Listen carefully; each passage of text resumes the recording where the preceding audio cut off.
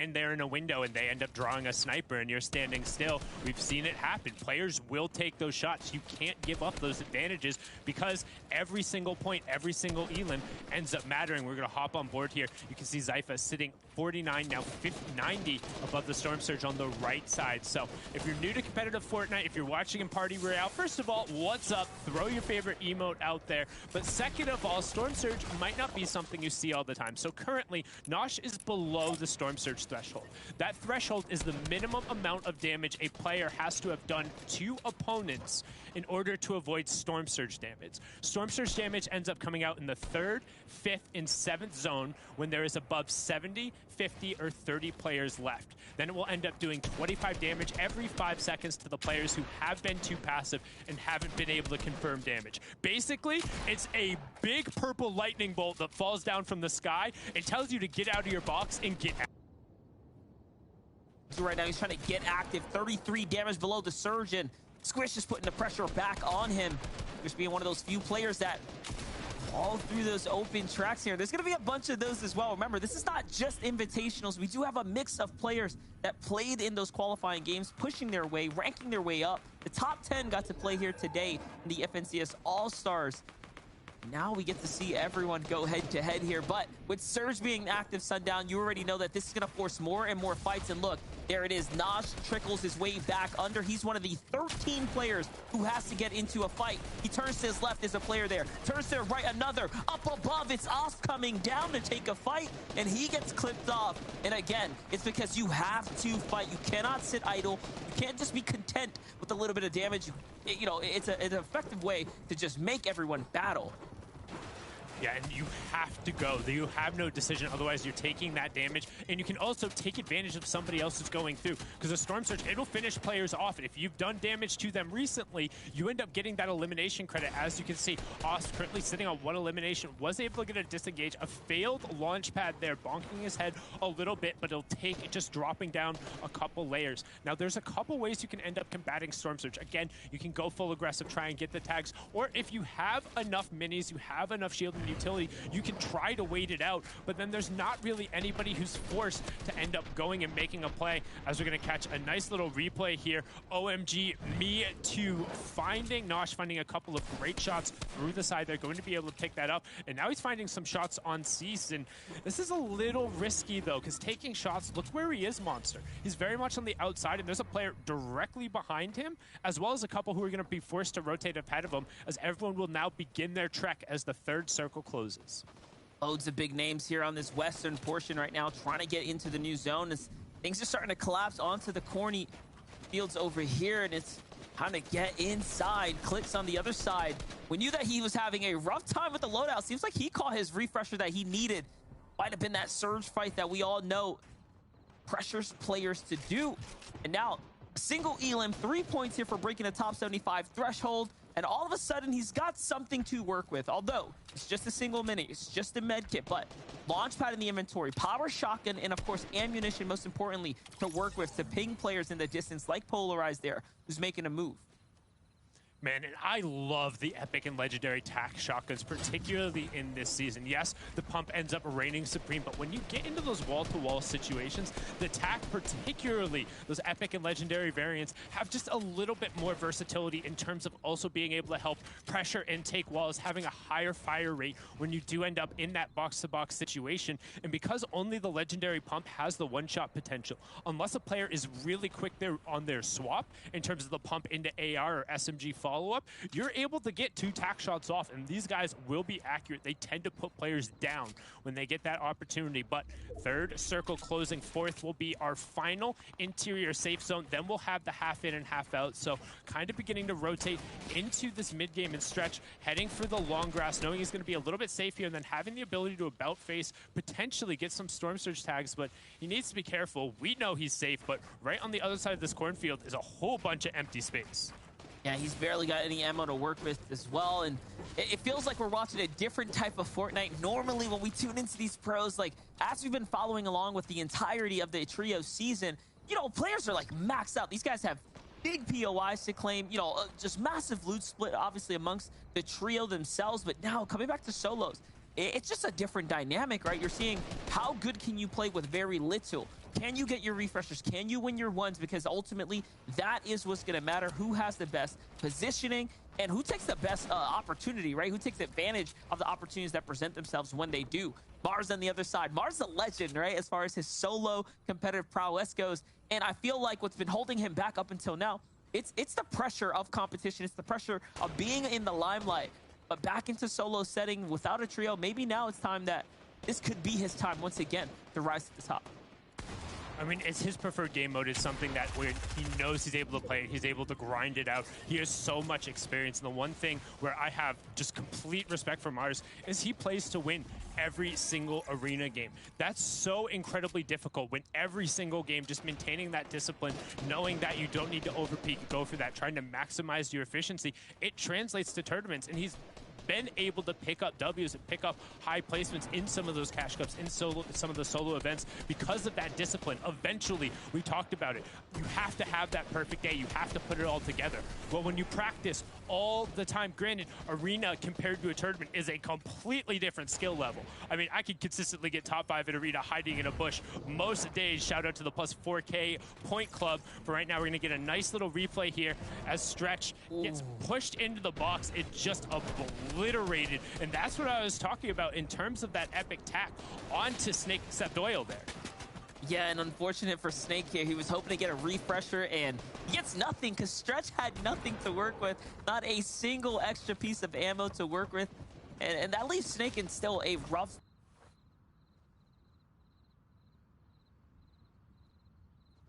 here. And all of a sudden, we're losing a lot of our favorites that we wanted to keep an eye out. Mars on the other side finds Dom, though. So Mars, again, in his preferred game mode, still cooking here, looking very, very good. See Saf here in the distance. Ascenten needs to make a big decision here. The zone's going to pull far. He's got a launch pad to work with. But so potentially do these other players that are here. Let's be honest. Most players, it's just so common to find launch pads nowadays. Miro here has to decide. Wants to go on foot or recycle the one nearby. Well, you can see it's burning. Rip. It's already on fire. No matter how much he wants to go over there, he's starting to try and scout another thing. But however, he's really close to zone. You can check the bottom right-hand corner. He's towards that northeast side of it. It's just a quick little jaunt there. And realistically, what he wants to do is he wants to wait for the zone to move a little bit and then try and rotate around the right-hand side. That'll give him priority position on the eastern part of the zone. And if he can get that and cut off some of the other players who end up coming in, that epic tactical shotgun is going to go to work. And as we've talked about it, Monster, these loadouts, I don't think we've seen an epic or legendary pump yet on a single player. I mean, we've seen 2 epic tac shotguns, but really that's it. There's not a lot of power weaponry, so the players who are going to be able, we know Miro has one, we know Clix was able to pick one up on his refresh. We're just now into the top 50. That's the 2nd placement threshold, just now ticking over with the 5th zone closing. We're into the moving circles, but Bizzle won't get to apply any of that veteran experience to the first late game. He falls there in 47th as 5th zone closes, and Edgy right now trying to get a little bit of harassment and pick up a cheeky AR Elim onto Orzvivo, and who looks like he's gonna fall, but it's Mega who ends up getting the 2 points and the credit for that one. Yeah, Mega's going to go ahead and find one. Degen seems to be the eye in the sky here, as he might be maintaining the best position here, but notice, cones are closed on all bases from up above because launch pads are in full effect. In these end games, with how many players are alive, it doesn't matter how good your awareness is, the likelihood of you being landed on is so high, and it could happen in a blink of a moment. All of a sudden, you let your guard down, and bam, someone's inside your box with a tactical shotgun, and that is all she wrote. Saf on the other side, though, barely any ammo to work with. Look at Mega trying to play smart here. He's going to work his way around the outskirts for some extra loot. Seems like he's desperate to pick some up, but Floppers there in the distance, and of course the Chug Cannon, and his strategy spoiled. Someone's shooting at him. He's been spotted out. And he's burning through all of his floppers. He needs to change levels, but if he's taking any damage, it still takes some time to pop the flops. He finds the launch pad, one more tick, but he's able to find the zone. 17 HP. If somebody sneezes on him, breathes in his direction, will end up going down, but instead, the discipline to find a deserted layer. Nobody is within 4 grid spaces of him. Boxes himself up, but with 23 builds and just 1 launch pad, he's gonna need to continue on this side. That's where the position plays such a huge point. He's going to look for a refresh. He finds the code into Accept's box. Immediately refreshes it. Accept backs him up, but Pamsto is going to be able to find it. much needed loot refresh in terms of the mats, but not getting the siphon. Will get 1 mini and a med kit, but he needs the space to use it. Miro up on the high ground, Commandant with the priority position in terms of the mid-tarp. Low ground, Knifer, Frisk, Schmack, a couple layers above it. Will hop on board with him as somebody drops pretty much directly in front of him, cutting him off. Fatch able to pick up an Elim that turns off Storm Surge, and it's just straight up late game Fortnite. We have 2 more circles after this one closed. Canada picks up Oki, says Illis, ends up getting, oh my god, me too. Snack with just 5 builds, drops down to check the low ground, ends up getting a huge shot, but nothing doing afterward as the Epic Tack will pick him up. Ghost Blake being the one to get him there. Will swing back over to Scented, who's going to try and time this medkit and then use the Pepper to make a back of zone play. Yeah, and remember, those Peppers also here for Whites as well. Mero's going to be coming in super late out the zone, and it's Agers who has the high ground right now. Commandment still in this game, though. Kanata, if you were rooting for him, is here as well. And down comes Agers looking for anything. Senti gets clipped off by Kanata now. Kanata at 5 eliminations here, ladies and gentlemen. This is massive, and he's approaching his top 10 here and now. Another medkit's going to come out. Desperate to find any HP, but instead, the refresher, the siphon, as he pops one in the mouth there. It's Aspect. Down he goes. And Kanata, you know, he's just lighting up this feed here, and all of a sudden, we're in a top 10. And he's not done yet here, Sundown. Look at this. He's gonna piece up Fatch. Hello, 180. The cone comes in. He's caught there, too. Down he comes. Kanata, don't stop. Keep it going. He keeps going, but he goes straight into the gas can explosion. It could be the only thing to blow up his momentum, but he's going to box up. Needs to be careful of that spreading fire. It's still on the 15 tick. Up on the high ground. Commandment, my prediction, running through. He's on 4 Elims, but just like Canada was at 4 Elims, he's completely out of builds, and he swaps to his pickaxe. He thought that the pump would end up being enough, but Peterbot, with just 12 HP to spare, turns it around and ends up clutching up a top 3 position. He now has the high ground, but with only a singular build. Frisk back in the zone, but so is Jock. Peterbot drops down. He doesn't find the shot, and Jock back to back 2 eliminations plus the VR to go along with the final 2 there for Elims. 38 points, and look at this. The huge shot onto Frisk lets the zone do the rest. Peterbot dropping down to try and commit to that elimination from the top, then ends up getting immediately ticked over. G2 Jock wins match number 1 here of the FNCS All-Stars in NA East, and with a clutch double to end it. He just does it in clean fashion as well. No builds to work with either. It comes down to the movement, and you saw it there. Just a beautiful, beautiful positioning for himself. Big names falling right here, though. Chimp is down. A Stretch is still here. Just listen, it was quite the game there, Sundown. Game number 1 is in the books, but we got to kick it over to the desk. Adam, Vivid, Zeke, break it down for us.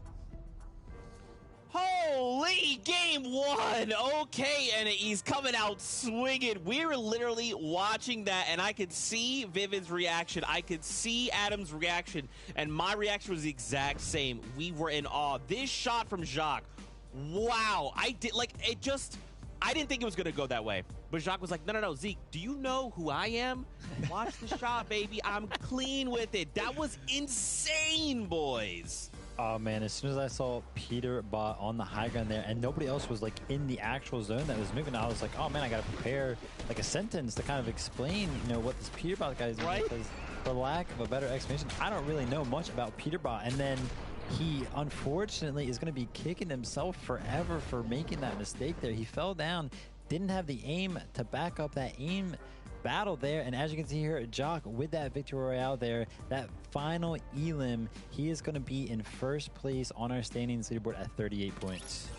Yeah, do you know what? The placement points there are so key, aren't they? You can see Kanata as well was great from the ops team there, showing us Kanata there, getting 7 eliminations and just driving through the builds in front of him there and doing a great job of doing so. You can see, Miro, my pick, my prediction, 9th position there as well, holding some high ground there. Fatch, some great eliminations on broadcast too, but as you can see, the placement points are counting. But there's a lot of players there who did get 4 or 5 eliminations, which is a great start for them. This is what I wanted to highlight as well. Like, obviously being solo play, the things that were happening around us during this over. We can see here as well, Stretch editing that wall and then being blitzed there, being taken over, which is unbelievable. I could have the moment you make a small mistake here, it is all on you. The onus is on you, nobody else. We saw the llama there as well, being chased out into the ocean by Seiss there as well. These things you can't necessarily do in trios, but this time around in solos, you do have the ability to project, to go anywhere on the map you want to as well. We saw some great plays as well from Mega as well, who propelled himself through multiple heals, shields, meds, going back and forth, floppers, just trying to survive as much as possible. Those launch pads did come into such big advantage, and it was just such an instant. I mean, I've got goosebumps here, guys. I'm just buzzing. You can feel the energy in my voice. What a great start to proceedings, man.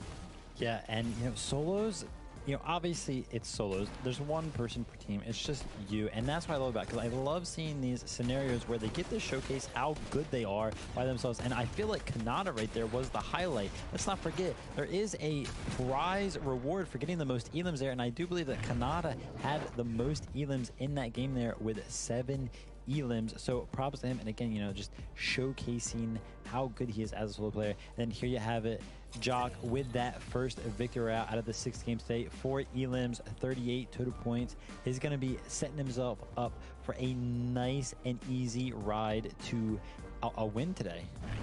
He is, yeah. It's great stats there coming through. We can see from the team as well.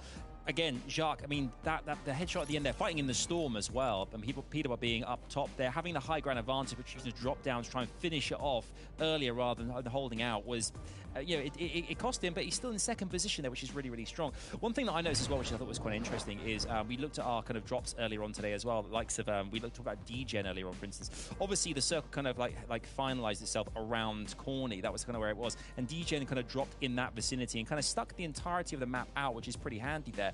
But is it an advantage? Is it a disadvantage not be out kind of like looting, finding treasure chests, bolstering your loadout rather than kind of sitting tight? We saw, sometimes there was, I think it was Stretch perhaps, sitting in the corn, just holding out, waiting for things to happen around them. Very different to trios, where it was a lot more kind of teamwork was kind of getting around the storm. This time around, sometimes holding it out and waiting for the time to pounce. That is what it's all about. Yeah. Basically, in a scenario like that where your POI gets the zone, it can kind of create this awkward thing, because if you set up on that POI and you are right in the center, everybody's going to see like where you're set up. They're going to see like your builds and be like, oh, okay, there's a guy right there. I'm going to avoid that at all costs. I'm not going to open myself up to his angles at all. So it kind of creates this weird situation where you don't really have anybody running by you, so you can't get Storm Surge. And as we know, in these stacked lobbies, Storm Surge is really, really important to grab. So it kind of creates this like weird thing, like, all right, well, do I move? Do I like leave my POI? I'm right in the center of the zone. Like, where do I go? So a lot of players could get confused, even though it seems like an advantageous, position to be in. It does, man. It does. I was going to say, it absolutely does. But you know what? I feel like, friends, we're going to attribute this to like the first game jitters, right? Like, it's okay. We have another 5 matches to go. The first one is always like a freebie, right? Like, let's just test the waters and see what can happen, see what's going on. But I'm getting word. It's time. We're going right back into the action. Game number 2 of NAE's here from the FNCS All-Star Showdown is happening right now. Strap in, everybody. We're back aboard the battle bus. Here we go. We're going to get right into it, and now's the time. You saw the standings there, Sundown. What a clutch up for Jack there. Definitely coming out the low ground. I don't think anyone expected for him to take that away, especially Peter jumped down last from the height. And for him to beat Commandment, come on, in a 1v1, that's got to be his highlight so far, probably of the week. Yeah, and it seemed like Commandment thought he had landed enough with the pump. He hit the big 167.